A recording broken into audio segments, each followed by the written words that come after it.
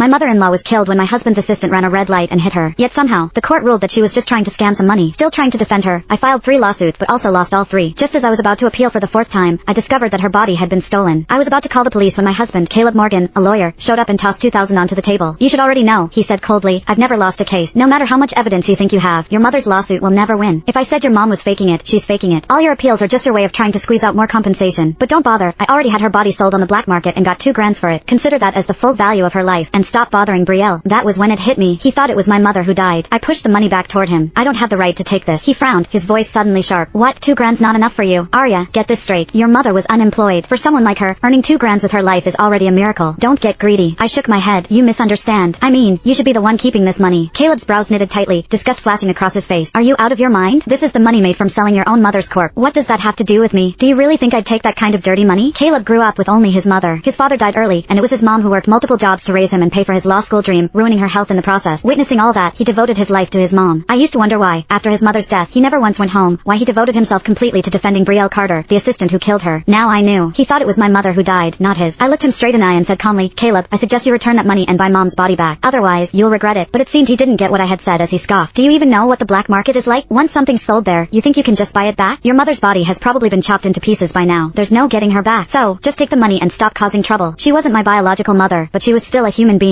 She'd been killed without reason, branded a scammer, and now her body had been sold off by her own son. The thought of her fate made my chest ache. Caleb, I said quietly, since you know exactly how bodies are treated on the black market, how could you still do that to mom? Doesn't it bother you at all? He gave a mocking smile. Why would it? She's your mom, not mine. And besides, the dead don't feel pain. Selling her body for cash at least gave her some worth. She should have watched where she was going. Getting killed was bad enough, but she also traumatized Brielle for days. I stared at him, speechless. For a moment, I couldn't even imagine how he'd react if he found out that the woman sold to the black market was actually his own mother. When I didn't reply, he added casually, honestly, I always thought your mom looked like the short-lived type. Even if she hadn't been hit, she wouldn't have lasted long. So, just take the money and be grateful. Take the money now, and tomorrow, buy something nice to apologize to Brielle at the office. End of conversation, Caleb flatly said. After that, he dropped the money on the table and walked away without looking back. As I watched him leave, I suddenly realized something. The man who once fought for justice, the man I admired for his integrity, had completely rotted from the inside out, and this marriage had also reached its end. The next day, I drafted the divorce papers and went to his law firm.